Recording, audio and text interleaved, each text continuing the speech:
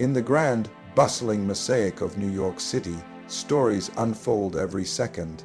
Millions chase dreams among skyscrapers, subways, and the endless pulse of life. But every so often, a story emerges that nobody expects. A story that begins not with wealth, not with fame, but with quiet determination. This is one of those stories. The name Zohran Mamdani didn't echo through political halls. It didn't grace the covers of glossy magazines. Not at first, but behind the noise of city life, a spark was igniting. Born in Kampala, Uganda, in 1991, Zohran's life was destined to cross continents, cultures, and causes. His parents, academic Mahmoud Mamdani, an award-winning filmmaker, marinaire, filled his world with ideas, questions, and bold visions. From the streets of South Africa to the neighborhoods of New York, young Zohran absorbed the lessons of history, the struggles of the working class, the quiet resilience of immigrants, the battles of the unheard. But no one, not even Zohran himself, could have predicted the storm he would one day unleash upon America's most powerful city. You see, in a system dominated by billionaires, dynasties, and the iron grip of the establishment, one soft, spoken, determined young man dared to dream differently, and in the year 2025, that dream collided with history. It wasn't just a campaign.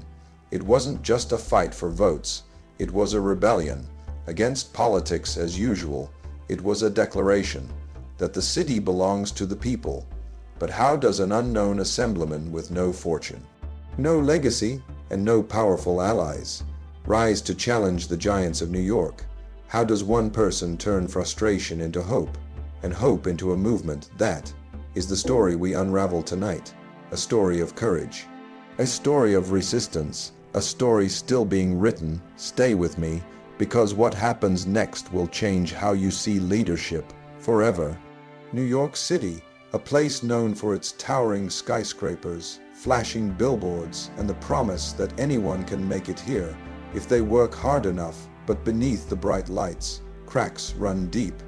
The cracks of rising rents, families forced from their homes, groceries that cost more than some paychecks, buses that grow more crowded as fares climb higher, and as the wealthy build luxury towers in the clouds. Millions live paycheck to paycheck, wondering how the system could forget them so easily. The frustration, the exhaustion, it builds quietly, like water behind a dam. For years, politicians spoke of change. They promised relief, fairness, progress, but the working class, they waited and waited and waited, and then came Zohran Mamdani, a name unknown to the city's elite, a name whispered in activist circles, a name about to become impossible to ignore. Zohran wasn't born with power. He earned his citizenship the hard way. He stood in lines, filled out forms, waited for the moment when the country of dreams would finally call him one of its own. He saw the gap between those dreams and the grinding reality of daily life for millions, and he wasn't willing to accept it. His work began quietly, helping families facing foreclosure, organizing tenants, speaking out for those the system overlooked. But soon, whispers turned to momentum, and momentum turned into a movement. It wasn't polished. It wasn't funded by the rich. It was powered by the people, by the single mother struggling to pay rent, the student drowning in debt, the worker riding packed subways to 2 jobs, the immigrant navigating a new world with hope and fear intertwined. Zohran's message, simple: the city belongs to its people. Buses should be free. No one should fear eviction. Healthy food shouldn't be a luxury. It should be a right. Bold ideas in a city governed by tradition, money, and power. But sometimes it takes boldness to shatter the status quo. And as Zohran's campaign began to rise, few realized they were witnessing the first tremors of a political earthquake, because the battle lines were forming, and soon, New York's most powerful would feel the ground shake beneath them. What happened next, no one, not even Zohran could predict. Throughout history, every empire faces its reckoning. In New York City, power is not just political, it's cultural, economic, generational, and towering over that power stood a familiar name, Andrew Cuomo. Former governor, political titan, a man who weathered scandals, elections, and decades in the spotlight. A man backed by the establishment, corporate donors, the old guard clinging to a system they built brick by brick. When Cuomo announced his return to politics, insiders whispered, "This is over before it begins." No one expected an unknown assemblyman to stand in his way. But Zohran Mamdani, he didn't enter politics to maintain tradition. He entered to break it, armed with no corporate dollars, only volunteers, door knockers, working-class families, and a fire that came from years of watching the powerful forget the powerless. Mamdani challenged Goliath. The media laughed, the polls dismissed him, but beneath the surface, change was brewing, communities tired of promises, renters pushed to the edge, young people hungry for a leader who didn't speak in rehearsed sound bites, but raw, unfiltered truth. Election night arrived, and with it the unexpected. Ballots tallied, votes counted. New York. Watching, first came a trickle, then a wave. Mamdani surged ahead. Tens of thousands of votes from neighborhoods politicians ignored, from families dismissed, from voices finally being heard. The impossible happened. Andrew Cuomo defeated. The headlines shocking. Grassroots upset in New York. Unknown assemblyman topples political giant. But for Mamdani's supporters, it wasn't just an election, it was proof that courage beats cynicism, that organizing beats money, that one person, with millions behind him, can shatter expectations. But victory is never the end of the story, because when the system feels threatened, it fights back, and Zohran Mamdani was about to discover just how fierce that fight could be. What came next would test him more than ever before. Every victory awakens resistance. For Zohran Mamdani, toppling Andrew Cuomo was a triumph the city would never forget. But for the powerful elite, it was a threat they could not ignore. The ink on the headlines was barely dry. When the backlash arrived, Wall Street executives warned of economic disaster. Developers whispered about pulling investments. Conservative media flooded the airwaves with labels: radical, communist, danger to the American dream. But labels are weapons the system uses to protect itself. Mamdani stood firm. He wasn't advocating for chaos. He wasn't preaching division. He was demanding fairness. $1.30 minimum wage by 2030. Fair, free buses for millions of workers. City owned grocery stores to fight price gouging. Universal child care so parents could finally breathe. To some, these were the dreams of a dangerous idealist. But to thousands gathering in town halls, rallies, and community centers, they were the promises they'd waited for their entire lives. But the resistance, it wasn't just words. Behind closed doors, corporate donors plotted. Political moderates distanced themselves. Opposition campaigns launched attack ads, calling Mamdani inexperienced, reckless, even anti-American. And yet, every insult fueled the fire, because Zohran Mamdani's story wasn't his alone. It belonged to the workers squeezed by rising costs, to the families priced out of neighborhoods their ancestors built, to the young who saw no future in the city of dreams. The more they tried to silence him, the louder his movement became. But make no mistake, the road ahead would not be paved with easy victories. The city was dividing, lines drawn between the old world and the one fighting to be born. And as history has always shown, when you challenge the empire strikes back. But Zohran's next move would determine everything. In the towering skyline of New York, dreams and despair rise side by side. For decades, promises have echoed through these streets, from City Hall, from campaign stages, from polished television ads. But promises don't pay rent, they don't lower grocery bills, they don't make packed subways free. And Zohran Mamdani, he understood that better than most because his vision wasn't crafted for the boardrooms. It was built in the neighborhoods where hope feels like a luxury and survival is a daily struggle. Imagine a New York where buses are free not as a privilege but as a right, where working families spend less time worrying about fares and more time living, where the city's housing crisis no longer forces parents to choose between groceries and rent, where every borough from the Bronx to Queens has city-owned grocery stores stocked with affordable, healthy food breaking the grip of corporate chains. A city where the minimum wage rises to $30 not as a political stunt, but as a lifeline. To Mamdani, this isn't a fantasy, it's a moral obligation. His opponents call it reckless. How will we pay for this? They demand. But Mamdani asks a different question. How do we afford not to? How do we continue watching families evicted, children go hungry, communities erased by skyrocketing costs? The critics, they cling to their spreadsheets. But the people, they cling to hope, and hope, once ignited, is hard to contain.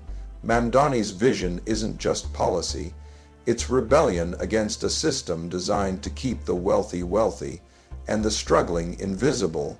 But bold visions attract fierce enemies, and as Mamdani's movement grew, so did the forces gathering to stop him. The next phase of his battle would test not just his policies, but his very ability to lead. And what happened next sent shockwaves far beyond New York. New York City, they say if you can make it here, you can make it anywhere. But what happens when the battle for New York becomes a battle the world can't ignore? That's exactly what happened. When Zohran Mamdani's unlikely rise shattered the political status quo. At first, his campaign was a local story, but then came the headlines not just from the New York press, but from across the globe. Immigrant son defies the odds. Socialist wave hits America's power center. The future of U.S. cities look to New York. Suddenly, Mamdani wasn't just a name whispered in activist circles. He became a symbol of what happens when grassroots organizing collides with generational frustration, a symbol of resistance against skyrocketing inequality, housing crises, and corporate greed. But symbols, they attract attention, both hopeful and hostile. As global media tuned in, New York's elite sharpened their tactics. Billionaires warned of capital flight. Conservative leaders branded Mamdani a communist threat, a radical extremist, a danger to the American way. Even within his own party, moderates distanced themselves, afraid of being caught in the storm. But the storm was already here. Young people marched, chanting for rent freezes, for affordable food, for a future that felt possible again. Labor unions, once hesitant, began to endorse him. City workers, artists, immigrants, students, they flooded town halls, demanding their voices be heard. The world watched as New York stood at a crossroads. Would the city lean into bold, people-first policies? Or would fear force it back into the arms of the establishment? It was no longer just about Zohran Mamdani. It was about the future of leadership in a city and a nation long dominated by money, power, and empty promises. And as the final election loomed, the stakes had never been higher, because what happened next would echo far beyond the borders of New York. History is a mirror. It reflects the moments when ordinary people become extraordinary symbols. Zohran Mamdani's story is still being written, but already it has forced the world to look in that mirror and ask the uncomfortable questions. Can a child of immigrants redefine the American dream? Can bold ideas survive the storm of political resistance? Can one leader rise not on the shoulders of wealth, but on the backs of the forgotten? Mamdani's vision: rent freezes, fare-free transit, $30 wages, affordable food for all is either seen as revolutionary or reckless, but history has never favored those who play it safe. It favors those who dare to rewrite the script. Across New York and beyond, the debate rages to the working class. Mamdani represents hope to corporate giants. He represents disruption to politicians clinging to power. He represents fear, but the truth lies somewhere in the storm. One thing is undeniable: Zohran Mamdani has sparked something deeper than politics, a conversation about what cities, what nations owe their people, a reminder that democracy is not the domain of the elite, but the weapon of the unheard. And so, the world watches. The elections may end, the headlines may fade, but the questions remain. Can one leader, one movement, reshape an empire? Can New York and the world choose courage over comfort, change over stagnation, people over profits? The answer is still unwritten, but one thing is certain: Zohran Mamdani's rise has shattered expectations. And in doing so, he's forced all of us to confront the most dangerous idea of all, that maybe, just maybe, ordinary people still have the power to change everything. And that story, it's far from over. History rarely remembers the comfortable. It remembers those who dare, those who disrupt, those who refuse to accept this is how it's always been. And tonight, the world stands at that crossroads once more. Zohran Mamdani's rise wasn't born from power. It was born from frustration, but frustration alone doesn't change empires. It takes belief, it takes organizing, it takes millions deciding enough is enough. The story of one leader is never just his. It belongs to the immigrant riding crowded trains, wondering if they'll ever belong. It belongs to the family choosing between groceries and rent. It belongs to the young, staring at broken promises and refusing to give up. New York may be the stage tonight, but the question, it echoes far beyond. What if every city, every country, every forgotten neighborhood decided to demand more? What if we stopped waiting for change and became it? That's the story Zohran sparked, not of a perfect leader, but of imperfect people choosing courage over fear. So ask yourself, if one person from a world away can stand against the system, what's stopping the rest of us? The empire only feels untouchable until it cracks, and tonight the cracks have begun. But history's next chapter, it's yours to write. The truth is, every generation believes their struggle is unique, their crisis unprecedented. But if you look closer, the patterns are clear. The powerful resist change. The comfortable defend the status quo. And the dreamers, they're called radicals until the world catches up. Zohran Mamdani's rise is not a fluke. It's not luck. It's a signal that even in the shadows of skyscrapers, where billionaires sit in boardrooms, there are cracks in the foundation, cracks where light seeps through. And once that light appears, it never truly disappears. History shows us courage is contagious. One voice becomes hundreds. Hundreds become thousands. Thousands shake the walls of empires. So tonight, whether you stand in New York, Nairobi, Karachi, London, or any forgotten corner of this earth, remember, the story isn't about politics. It's about possibility. It's about the quiet, powerful reminder that the system is only as strong as we allow it to be. When enough people believe they deserve more, they get more. Justice is not given. Equality is not gifted. The future is not handed down. It's demanded. It's fought for. It's created by those who refuse to stay silent. And you, watching this now, you are not powerless. You are not voiceless. You are history's next chapter, because one truth remains: empires crumble, but movements endure. The question is, which side of history will you stand on? They say the system is too powerful, too deeply rooted to change. But the truth, history has never been written by the comfortable. It's been shaped by those who refuse to accept that's just how it is. Zohran Mamdani's story reminds us. It only takes one spark to light the fire, and once that fire begins, the cracks appear. The question isn't if the system can change. The real question is, who will dare to change it?